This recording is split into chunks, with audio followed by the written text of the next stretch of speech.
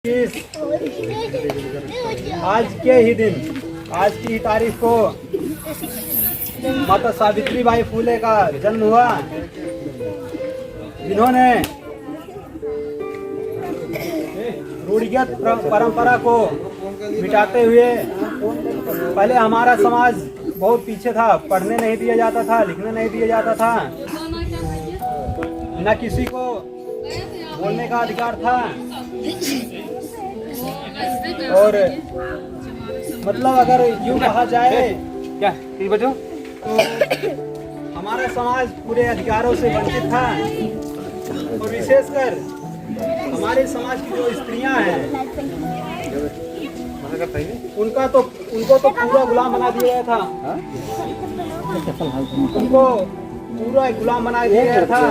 पुरुष को गुलाम से ही स्त्रियों को और भी गुलाम बना दिया गया था। उसी समय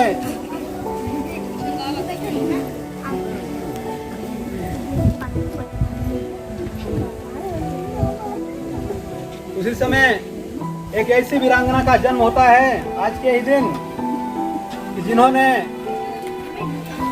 उस रूढ़िगत परंपरा को दूर करते हुए आज हम लोगों को यहाँ बोलने का अधिकार, बैठने का अधिकार, पढ़ने का अधिकार, यहाँ तक कि भारत देश को चलाने का अधिकार भी माता सावित्री बाई फुले से हम सभी को मिला है।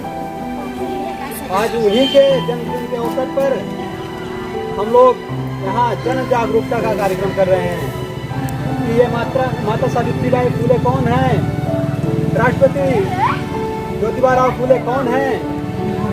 हम आज से चर्चा पर चर्चा में जानेंगे और बच्चों को यह बताने का प्रयास करेंगे आखिर शिक्षा का जो शिक्षा हमको मिली वह कहाँ से मिली, किसके द्वारा मिली, कौन हमारी शिक्षा की देवी है, कौन देवता है। क्योंकि हम ब्राह्मणवादी व्यवस्था में जीते आ रहे हैं और हमको यह पता नहीं है कि हमको शिक्षा कहाँ से मिली, हमको सम्मान कहाँ से मिला, हमको स्वाभिमान कहाँ से मिला। इसी को जानने के लिए हम लोग आज यहाँ पर इकट्ठा हुए हैं। राष्ट्रपिता ज्योतिबा राव फुले, उनकी पत्नी राष्ट्रमाता जिनको हम कहते हैं सावित्री बाई फुले जी हैं, जिनको स्टार्ट में ज्योतिबा राव फुले जी अपनी पत्नी को पढ़ाने का कार्य किया। वो पढ़ लिख कर एक ऐसी शिक्षिका बनी जो पूरे भारत में स्त्रियों की शिक्षा को शुरू करने का काम किया। और आज हर परिवार का हर बच्चा, हर बच्चियां आज उनके ऋणी हैं, जिन्होंने इस शिक्षा के अधिकार को, सम्मान के अधिकार को देने का पूरा प्रयास किया है। इन्होंने सर्वप्रथम महिला विद्यालय खोला, पढ़ने के बाद इन्होंने महिला विद्यालय खोला। इन्होंने महिलाओं को शिक्षा देने के लिए बहुत से कष्ट झेले। आज की हमारी माताएं बहनें हैं या हमारे जो बच्चे हैं, आज पढ़ने के लिए स्कूल नहीं जाते हैं। अगर कोई समस्या हुई, कपड़ा नहीं साफ है तो स्कूल नहीं जाते। क्या कपड़ा थोड़ा गंदा होने पर या कपड़ा कुछ नया न होने पर क्या उनको शिक्षा कम दी जाएगी? नहीं। लेकिन माता सावित्री बाई फुले जी जब जाती थी बच्चों को शिक्षा देने के लिए या महिलाओं को शिक्षा देने के लिए, तो ब्राह्मणवादी व्यवस्था जो थी वो उनके ऊपर कीचड़ गोबर फेंकती थी, जिससे कि वो तंग आकर शिक्षण कार्य अपना अवरुद्ध कर दें। लेकिन जिन्होंने ठान लिया है वो तो पूरा करेंगे ही।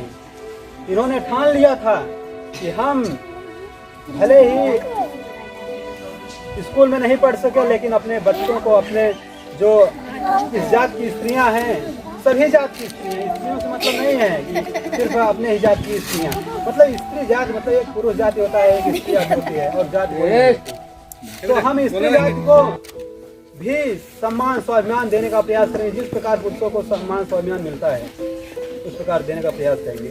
इन्होंने ठान लिया था। और ये स्कूल जा जाकर ये जब जाती थी स्कूल में पढ़ाने के लिए तो लोग गोबर कीचड़ उछालते थे, फेंकते थे, जिससे इनका कपड़ा गंदा हो जाए और ये रास्ते से लौट आए। लेकिन देखिए इन्होंने व्यवस्था बना लिया था कि आप हमें रास्ते में रोकेंगे, लेकिन मैं वहां जाकर एक अपने बैग में दूसरी साड़ी लिए जाती थी। उस साड़ी को बदलकर और दूसरी साड़ी पहनकर सभी को शिक्षा देने का कार्य करती। इतने प्रयत्नों के बाद हमारा समाज, हमारे देश की महिलाएं आज पढ़ लिख कर यहाँ ही नहीं पूरे भारत में अपना नाम रोशन करें। भारत में नहीं बल्कि पूरे विश्व में, सिर्फ और सिर्फ माता सावित्रीबाई फुले की जय। और माता सावित्रीबाई फुले यही नहीं, पहले होता था कि जो आज सब लोग बोलते हैं ब्राह्मणवादी व्यवस्था बोलती है सनातन धर्म की जय हो, यही सुना जाता है माइकों में, डेली सुनाई देता है। क्या सनातन धर्म है? वही पुराना वाला धर्म, जब महिलाओं को गुलाम बनाया गया था वो वाला धर्म, उस धर्म की जय हो जिसमें महिलाएं गुलाम थी, हमारे पुरुष वर्ग गुलाम थे, हमारी जातियां गुलाम थी, या पूरी महिला जाति गुलाम थी, उस धर्म की आज भी जय बोल रहे हैं। क्या हम लोग को वह जय बोलना चाहिए? क्या बोलना चाहिए? नहीं बोलना चाहिए, नहीं बोलना चाहिए सर, सही सर, क्योंकि परफेक्ट। उस व्यवस्था की आज जय हो गई तो हमारी स्त्रियां, हमारे देश की पूरी स्त्रियां, हमारा समाज फिर से गुलाम हो जाएगा, क्योंकि उसकी विजय हो जाएगी। गुलाम होगी तभी विजय होगी। इसलिए जो ब्राह्मणवादी व्यवस्था है वह हमेशा स्त्रियों को या अपने जातियों को गुलाम बनाने का कार्य करती। माता सावित्रीबाई फुले यहाँ ही नहीं रुकी, वो धीरे धीरे विधवा विवाह, बाल विवाह पर भी रोक लगाया और बहुत तमाम प्रयास किए। पहले क्या होता था कि जो महिलाएं विधवा हो जाती थी उनका पूरा जीवन वैसे ही विधवा के रूप में व्यतीत करना होता था। यदि उनके पेट में बच्चा है तो बच्चे को मरवा दिया जाता था। बताइए, उनके पेट में जो बच्चा पल रहा था क्या उसकी भी कोई गलती थी? लेकिन नहीं, उसको मरवा दिया जाता था। और जो विधवाएं थी, ये हर पुरुष जाति है, वह उसकी स्त्री खत्म हो गई, उसकी जो औरत है उनकी औरत खत्म हो गई तो वह दूसरी शादी कर सकता था। क्या महिलाओं को यह नहीं होना चाहिए? होना चाहिए, क्यों उनकी भी लाइफ होती है।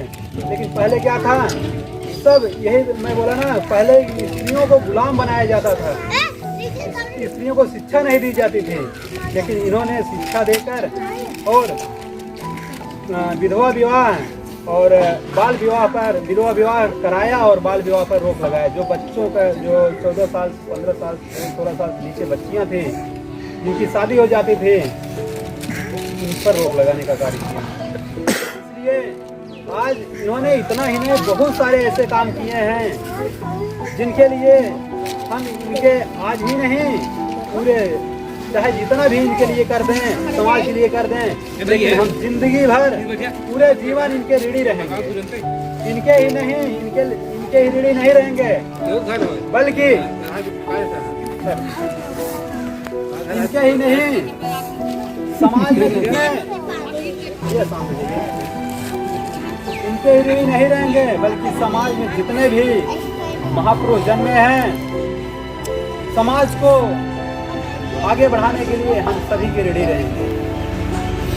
मैं ज़्यादा ना कहते हुए, मैं तो संचालन का कार्य हमें सौंपा गया है, लेकिन मैं चाहा कि अध्यक्ष जी नहीं है, थोड़ा मैं भी अध्यक्ष की तरफ से बताने का प्रयास करूँ।